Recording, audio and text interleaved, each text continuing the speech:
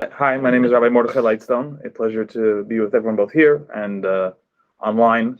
And I think today is we're going to be exploring a very, very interesting question, one which I believe is actually of great pertinence both to the world in general, and I understand now Google as well with the launch of Bard, and this idea that, as we use AI and it becomes a greater power in our lives, to what extent can we and should we rely on it? So I'm going to bring the classical Jewish approach, but I think if you kind of explore these ideas and think about it, and you can extrapolate them to, kind of society as a whole, it has great relevance for everyone. So the question is, can robots be rabbis? We have over here, we have our robot rabbi created with with Dolly, and he's thinking. It's actually funny because I have a similar picture like that someone took with me once. It's online, so I wonder if it's somehow sourced that. But in any event, the question is, what does a rabbi do? So obviously, being a rabbi is a very, very diverse role. I know this from personal experience as a rabbi myself. Sometimes you're comforting people, you're presiding over different, life events and things like that. It's weddings, funerals. But giving a speech. But the primary role of a rabbi in Jewish tradition is to be someone who can rule on questions of Jewish law. Is this kosher? Is it not? Can you do this on Shabbat? Can you not? And when you look at a rabbi from that light, the question is, can you rely on an AI to give you that answer? To pasken a shaila, as they say in Yiddish inflected Hebrew, Hebrew inflected Yiddish. Mm-hmm. So can we use AI for that question? And to do that, we're going to actually explore the tradition of the transmission of the Torah and its evolution into something that we are not familiar with today, being the written books of the Talmud, the Code of Jewish Law, and the like. So we're going to get into it. I'm going to go through the slides, and we're done. Any questions, answers, discussions, thoughts, love to explore some more. So we begin with the transmission of the Torah. So Pirkei Avot, which is part of the Mishnah, is part of the kind of foundational written works of Judaism, says Moses received the Torah from Sinai and gave it to Joshua. Joshua gave it to the elders to the prophets gave it over to the men of the Great Assembly. That originally there was this idea that the Torah has the 5 books of Moses, has the written, scroll that we're all familiar with. But beyond the scroll, there's also was an oral tradition that was passed on to be able to understand what was going on. The famous example of this oral tradition that was passed on comes when we speak about the lulav and etrog, the 4 species that you shake on Sukkot. So Sukkot, holiday, you go in a booth outdoors, and you take these 4 plants, and you shake them, you wave them in different directions, you make a blessing. This is a very, very ancient Jewish practice. If you look at different mosaics from the times of the temples in Jerusalem, you see that this was actually one of the symbols of being a Jew. Yet the Torah itself doesn't really explain what these plants are. It speaks about a date, fine, so you can figure out a date, but then it speaks about a pre-Eitz Hadar, the beautiful fruit of a tree. What does that mean? Does that mean like a really nice orange, a pretty apple? Like, it could be anything, right? Yet we know throughout history that it's always been this etrog, this single, the citron fruit that has been passed down and used as this is the beautiful fruit that you're supposed to shake on Sukkot. And they even, archaeologists have found there were groves of these in Jerusalem, meaning this was the fruit. So this idea was passed down orally from sage to sage, going back to Moses at Sinai. And this represents, just one example of the oral tradition, of this tradition that was passed down from teacher to student. Now, historically, the oral tradition was not supposed to be written down. It was supposed to be just that, an oral tradition. Today, it's the Talmud, it's the Code of Jewish Law, it's been written down in books. But originally, the Talmud says that Rabbi Yehuda bar Nachmani, the Meturgaman, the disseminator of Rabbi Shimon ben Lakish, expounded as follows. A Meturgaman is an interesting thing, just as a historical note. The rabbis used to speak very quietly. I guess the idea was everyone would have to listen in, because when someone speaks quietly, everyone feels like this guy's giving the good stuff, and they would kind of peek in and listen. And then there would be a Meturgaman, to be a translator or a disseminator, who would then broadcast these ideas out loud so everyone could hear it. And there were various rules. The Meturgaman wasn't able to add or subtract various things in terms of being able to do it. But in any event, so this Yehuda bar Nachmani was the person who would broadcast the talks of Rabbi Shimon ben Lakish, and he said as follows: "It is written, write you these matters," in Exodus, and it's written later the same thing on the basis of, or in Hebrew, al pi, these matters. So we're talking about various parts of the Torah that you should write them down, and then some of them should be on the basis of, or in Hebrew, al pi.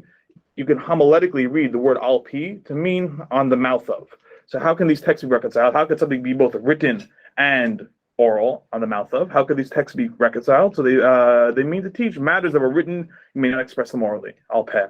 And matters that were taught orally, you cannot express them in writing. So you had this classic tension where the written text was supposed to be written, and this is what we see even today when the Torah scroll is read in a synagogue on Shabbat. The person reading is not supposed to just close his eyes and just say it out loud. You're supposed to read it inside. And the written laws had to be passed down. The oral laws, tradition had to be passed down just as that, as an oral tradition. So Maimonides kind of explains what happened. How is it that you had this sudden change from an oral tradition to the written books that we have today?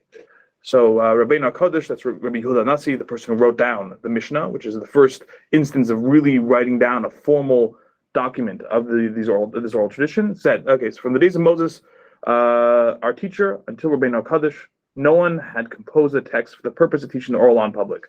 Instead, in each generation, the head of the court or the prophet of that generation would take notes of the teachings which he received from his masters for himself and teach them verbally in public. So it was always taught publicly, in terms of something that was memorized and taught down. People had their little notes they'd write in their pocket, but it wasn't something that was public. The situation continued until the age of Rabbeinu HaKodesh, until shortly after the destruction of the temple. So he called, about 2,000 years ago, all the teachings of all the laws and all the explanations and commentaries that were heard from Moses, our teacher, which were taught by the courts in each generation considering the entire Torah. From all these, he composed the text of the Mishnah. He made this text that we have today. He taught the sages in public and revealed it to the Jewish people, who all wrote it down. They spread it in all places, so the oral law would not be forgotten by the Jewish people. There's a little bit more here from Maimonides. So why did Rabbeinu HaKodesh make such an innovation instead of perpetuating the status quo? Because he saw the students became fewer, new difficulties constantly rising, the Roman Empire spreading itself throughout the world and becoming more powerful, and the Jewish people were wandering and becoming dispersed to all ends of the earth, the world. Therefore, he composed a single text that would be available to everyone, so it could be studied quickly and would not be forgotten. And therefore, this represents a major epoch in Jewish history, that we reached a point where, until now, how did you get an answer to a law? You would have to go to a teacher, you had to go to a rabbi, you had to go to someone else, another human being, and get that tradition from them. If you didn't, ask someone, if it wasn't passed down to you, you would be completely ignorant of it. You needed that human connection from one human to another to pass down that idea. And once it was written down, that created a change. Now, obviously, originally, when the Talmud was first written down, it was still written on scrolls and codices, and it was not very accessible to people. But come Gutenberg, come the invention of the printing press, come the relatively cheap printing of books, in the 18th century, and now suddenly it was still expensive. It was not like today where everything could be printed, and let alone be found online, in digital format. But for the first time ever, it was possible for each person to get a book, look up the answer, and see it inside. And that created a real change, where suddenly you no longer needed the rabbi to teach you the laws. Instead, you could just look it up yourself, and suddenly the book becomes the conduit in this tradition, and no longer the person who teaches it. And so we've seen an interesting example of this when it comes to Shabbat HaGadol, the Shabbos before Passover, which is coming up surprisingly soon. Is a time when there's always a big speech that was traditionally given in the synagogue. So today, maybe it'll be speech about the meaning of Passover and ethical things, and some of the basic, laws are reviewed. But it used to be that was how you would brush up on the actual rules of Passover. You didn't have a book; you'd have to go to the rabbi. Or the rabbi would have to, teach this publicly, and that would give you, the how-to of how to make sure your matzah is good and whatever it is. So there was a change. So this is from the Code of Jewish Law, written down by Rabbi Shneur Zalman of Liadi. Apparently, he's the first person that actually brings this up. It says, in these generations, when a sage does not primarily teach his students Torah law, because everything's written down in texts. It's a mitzvah for every individual to study the laws of the festival before the festival, until the person is thoroughly knowledgeable in concerning these laws and knows what actions he must carry out. So there's been a change, where suddenly now you no longer need a human being to teach you. You need a person to teach you. And therefore, we kind of reached the crux of this thing, and this will allow us to understand where AI comes in this as well. Because now, if you no longer need a human being to give you the answer, you can just open up a book, see black on white that this is the law, this is the answer to your question. So you no longer need a person to interpret it for you or to help apply it to you. You can just read it yourself. And if you can read it yourself, then the question is going to become, can you then allow an algorithm to go through and then whatever it is, a neural network to crunch all the data and spit out an answer and rely on that as well. So the example with books is as follows. Are books better than rabbis?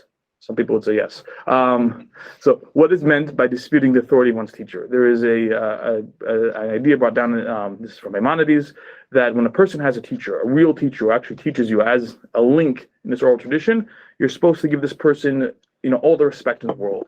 So a person who establishes a house of study where he sits, explains and teaches without his teacher's permission in his teacher's lifetime. That's the idea of being, disputing the honor that teachers have. And when you had this oral tradition, right, and it was being passed down from rabbi to student, then it was critical that you didn't break away and start your own competing school in your rabbi's lifetime, because that becomes a fork in the oral tradition. You wanted to make sure that it was passed down from one generation to the next. So the idea was that a person should not open up a new house of study, start giving answers in Jewish law until the teacher says, okay, you're now a Jedi master, whatever it is, go off and do your thing. You can't do it on your own. So this applies even when it's teachers in another country. A person had to do it. So Maimonides says it's forbidden to ever render halachic judgment when one's teacher's presence. Whoever renders a halachic judgment in his teacher's presence is worthy of death. This doesn't mean literal death. It's not that extreme, but it means that this is like the ultimate chutzpah that could happen. Mm-hmm. Yet today we see that people don't do that, right? The Lecha Mishnah is a commentary on Maimonides that kind of explains what's going on. So he writes, similarly, I heard from someone who wrote in the name of a certain sage that nowadays the rule of rendering halachic judgment in one's teacher's presence doesn't apply, since we study from books, and the books are our teachers. That now there's been a change, that once there was a book, and really the rabbi is giving you access to the book, right? The teacher's teaching you how to read it, how to understand it, how to process it. He's giving you the tools for the book to become that key link. So then the absolute honor that's needed to give to the teacher is no longer in play. But now, since you're relying on the books, you can go ahead and allow the text to inform you. And so this becomes a question that we see in one other example, and then we'll kind of begin to look at a counterpoint. That the Maharshdam was Rabbi Shmuel de Medina. He was actually the teacher of the Lecha Mishnah. So some people actually think that he might be the certain sage that was mentioned, though it's odd why he would call his teacher a certain sage as if it was some other random source. But he got a certain question. His question was sent to him from Israel. They sent a question from Israel. He's writing this from Thessalonica in Greece.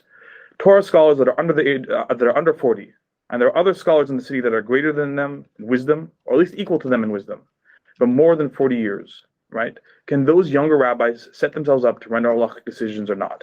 Do we differentiate between the times of the Talmud when it was forbidden or not?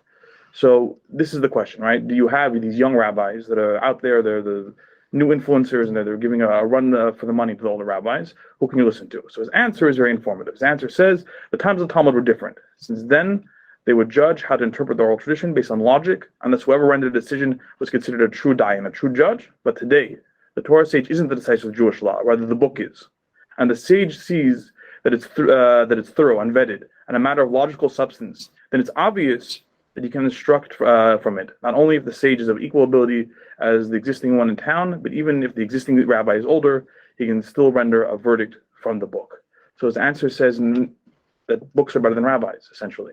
That because it's the book that gives the answer. And it's not just about, relying on this unbroken tradition, but really, if this young sage can open up the book and say, see over here, it says this and it says that. And it makes sense, right? It's not just something that fell to the moon and no one would ever imagine that, but it's a logical answer. And at that point in time, suddenly you're now allowing the book to become the decisive of Jewish law, which would mean that according to that approach, if you have, a ChatGPT or a Bard or whatever it is, and you ask a question, and it gives an answer, and it gives sources, which I think right now is the biggest. I don't know how Bard works, but with ChatGPT, the issue is that everything is just said as a statement of fact, and you can't, look it up. But if we were to give sources, you'd say, hey, robot, what's the deal with this particular question? And it says, here are all the different sources I took to give this answer, and it makes sense, and it's logical, and it's clear. Then you could very clearly get an answer. So then in theory, a robot to a certain degree could be a rabbi. That's one approach. Now we're going to give a second approach, and then we'll open up for conversation. So when books won't suffice. So there's a famous work called the Kuzari. It's a philosophical work written by Rabbi Hillel Halevi from the Middle Ages. And it basically explores various questions of the oral law being passed down and the various foundational Jewish questions in the form of a conversation between the king of the Khazars, who were this historical people in Central Asia, and the various religious leaders, including a rabbi.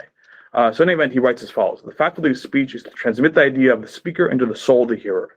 Such intention, however, can only be carried out to perfection by means of oral communication. This is better than writing. The proverb is from the mouths of scholars, but not from the mouths of books. Verbal communication finds various aids either in pausing or continuing to speak according to the requirements of the sentence, by raising or lowering the voice, and expressing astonishment, question, narrative, desire, fear, or submission by means of gestures, without which speech by itself would remain inadequate. So there is something that, according to the Kuzari, is foundational to the human interaction, the human interplay of ideas.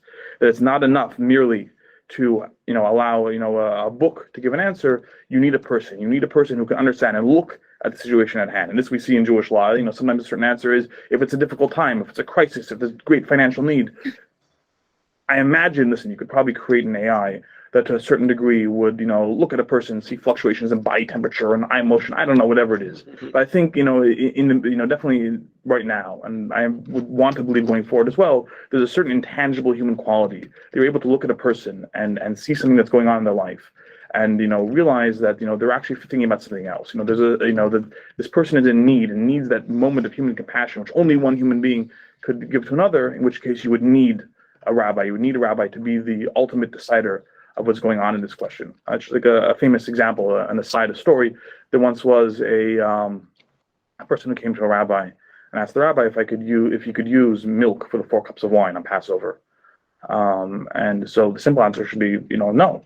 And so the rabbi said, go to my student, he's going to give you a check for 1,000 rubles or whatever. That's probably a lot then, but whatever the amount was, you can give him a significant amount of money. And so the students afterwards said, why did you give him money? You should have just told him no and moved on.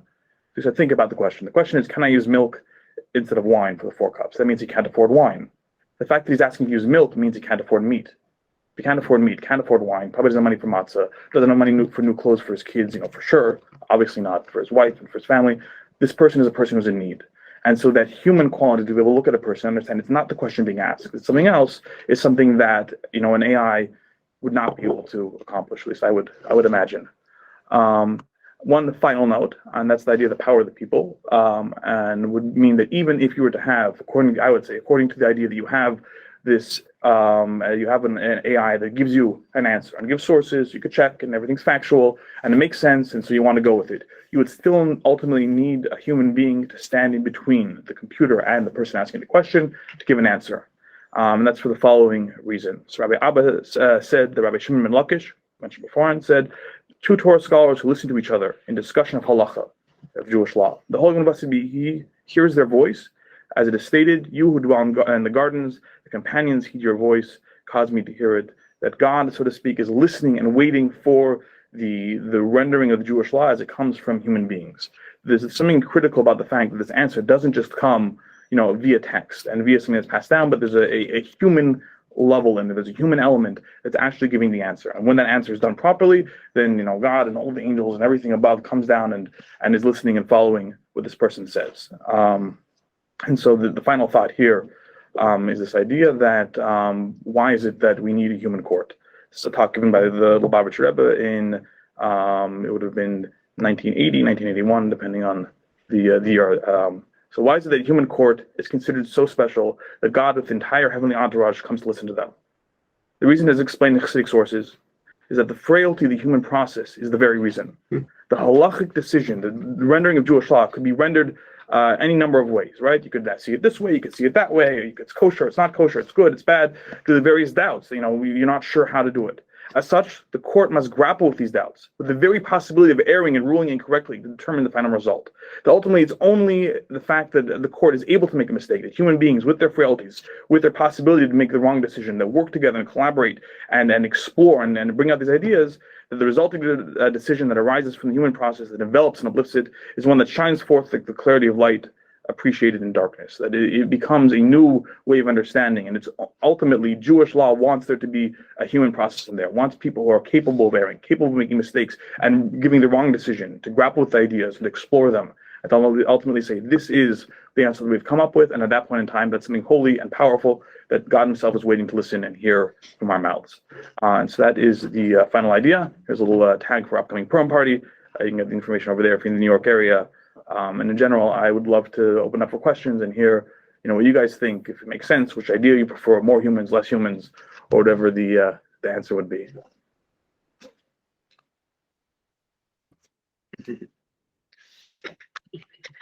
So what would you say in terms of halacha l'maaseh here?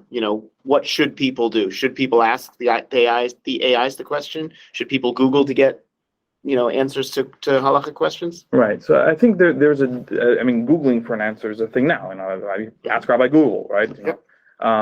So I think that, listen, for something that's really simple, black and white, you just want to find a certain text that's written in Kitzur Shulchan Aruch, as they say, in the abridged code of Jewish law. We're just pulling it up, and it's a really clear thing. Can I light Shabbat candles? Shabbos afternoon. The answer is no, or whatever. Something like that. Yeah, go ahead. I think that's fine. When it's more complicated, I think there's a danger that people, number one, listen, many people would say, oh, listen, the person is going to be too lean on themselves and give themselves the easy out. The reality is, I think a lot of rabbis will tell you people end up being more strict on themselves, end up seeing an opinion that's more extreme and not, going to a rabbi. You could say, something, there really is, given your case, given the needs of what's going on. So when it's a sensitive question, I would say for sure you need that human interplay. I think rabbis may have, listen, today, right now, you have the Talmudic encyclopedia, right? You have various, things out there that you can look up and see a vast list of answers to the questions you're doing, and then you have to do the work of studying them and seeing what they have to say. So those tools exist, right? There's a search feature now, and you have, Otzar Chachma is one example of many. We can go online and find these texts and pull it up. So, using search to aid the thing is already in play and already very common and very, very useful tool. So I think if an AI is able to help in that search and help say, okay, here's your question, and here are a bunch of things that do it, and maybe the AI will be able to bridge certain things that a search wouldn't be able to do on its own now, that's great. But I think you still need that human element. You still need that person is able to say, 1 second, this person asking about milk isn't asking about milk. They're asking about their need for money or whatever it is, and you need that human thing. So could you apply the same logic to getting your answers from books? Like a book can't say, oh, you need money instead of milk. Yeah, I would agree. I would think that ultimately books are incredibly useful. I have a number of them myself, and I try and get more. But there is a limit to what a book could do. And even when I have, there's a book and I see a black and white answer, I think I know it. I still ask a friend, I still ask a colleague, and hey, am I getting this right over here? Whatever it is, because we tend to not always be honest with ourselves in one way or another. Listen, if it's a really simple thing, then I think that's fine. For a book, it's fine for a Google search. But once there is any level of complication, then bring another person in. We're human beings. We should connect to each other a little bit. It's not a bad thing. Mm-hmm. I think also there's like a difference between having a leader in your community being a human versus a piece of technology versus just having like one quote unquote one member of your community being technology. Like if Googling something is like it would be kind of like me asking one of you, oh, like what's the answer to this, and maybe my friend knows and can tell me that, and that's similar, but there's like a different element of trust than when you ask the leader of your community what's the answer. You don't really have to like check things. You just, okay, I believe you, like you know what's happening. And I think with Google, at least so far, it's fairly obvious that that's just one source. It's because it doesn't feel very human-like at all. But I think with the chatbots, it could seem a little bit more leader-like and more sure of itself. And I think that might be one distinction, because it's not just spouting out what a book might say. It's not just saying results, but it's actually doing some interpretation as well, which is what a leader does. So I feel like there's maybe a distinction. What do you think about that? It's a very good question. I wonder now, you guys have Google Assistant, right? So the fact that it's called Assistant implies a certain level of this is not, the thing, it's someone helping you. I wonder if the ultimate product, if it has some sort of, and Google has a certain level of authority. I mean, for most people at least, it's on Google. Oh, okay, it's a source for itself sometimes. Not always the best thing, but so I wonder if this Bard or whatever chat thing they're using to get an answer, if it has some sort of name that makes clear to you on some level, psychologists look at it, I don't know, whatever it is, find out something that says, this is an assistant, this is something helping you, this is your protocol droid or whatever it is, and not the ultimate, arbiter of truth. That's a good, I think it's a fascinating thing, the way that authority can be assumed to these, which is an issue. Jason, you want to say something? Yes. Hi. I think what's interesting is this discussion is kind of split into two categories. One is how to ask and one is how to answer, right? So like how to ask is if I'm not a rabbi and I want to know when should I go to the rabbi versus when should I go to the book versus when should I go to an AI. And there's how to answer, which is, well, I am a rabbi. Like, how do I make myself available versus when do I write a book and what books do I write versus if I'm a rabbi and a software developer at Google, what kind of AI do I make to answer these questions? Oh, that's an interesting point. I mean, I guess, I mean, I'm curious, what is the ultimate goal for an AI? You know, is it there to really just become the way we interact with everything? Is that the idea, or is it? I would imagine it's to make it easier to find the answer to whatever question you're asking. Right.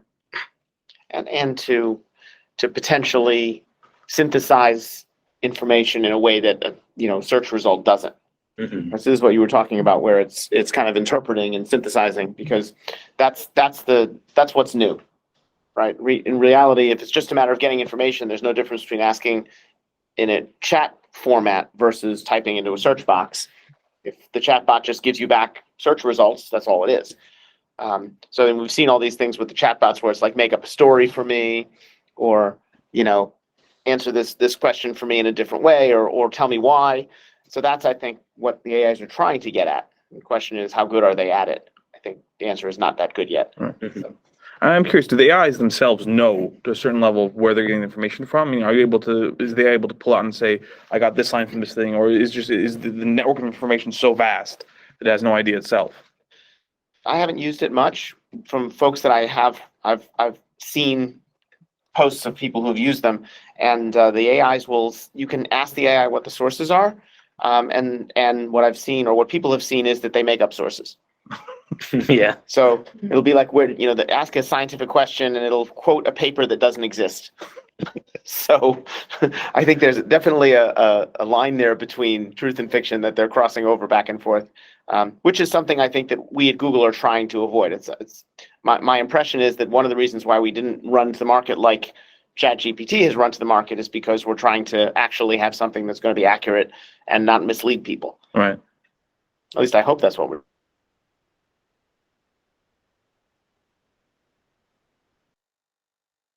With health, with science, whatever, it's critical. Yep. Jason, you want to say something? Or? Oh, yeah, sorry. If anyone else wants to go, they should go because I already spoke. But okay, I guess I'll go. So one thing that I think is very interesting is that like the approach to AI that people are taking now is deep learning, which is kind of similar to like what rabbis do. Like rabbis do deep learning, they learn a lot of text. And like for AI, it's actually kind of controversial because it's not like the way the human brain actually works, right? Like people don't learn like a million examples of walking before they start walking. They like learn a few examples and they kind of generalize and like learn. And like for AIs to get like really good and to be able to like actually answer truthfully and not just sort of make things up, they're really going to have to start to be more like the human brain.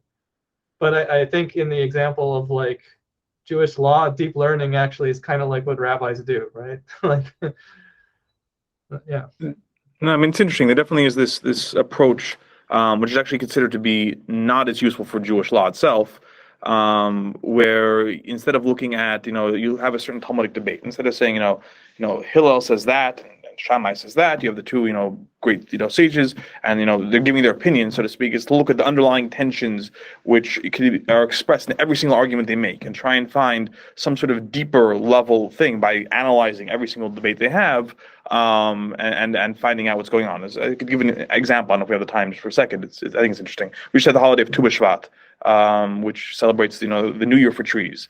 And so there's a debate between Hillel and Shammai when this New Year for trees takes place. Is it at the beginning of the month of Shvat, or is it on the 15th? So we're in the current month now. It's the equivalent of saying is it February 1st or February 15th. It's not exactly the same dates. And the reason why is because the sap begins to flow in the tree early on. Meaning the tree itself begins to wake up from its winter hibernation, around the first of the month.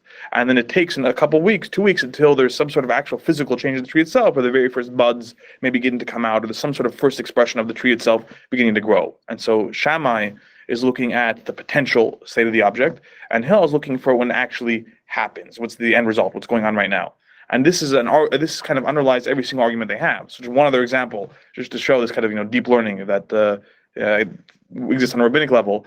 You have a debate between Hillel and Shammai about how to light the menorah. Do you start with one candle and add one each night, or do you look at or do you start with all 8 candles and decrease each night? That's a different debate they have. We go like Hillel, we start with one candle and you build up to the 8th night when you have all the candles. And there again, they're really looking at the way this is in potential or the way it is in actuality. So Shammai looks at things in potential. On the first night, you have the potential for 8 nights. You light 8 candles, right? That's like why Shammai would say, you have the potential for the tree to start growing when the sap begins to flow in it, or whatever it is on the first of Shvat, and you go from there.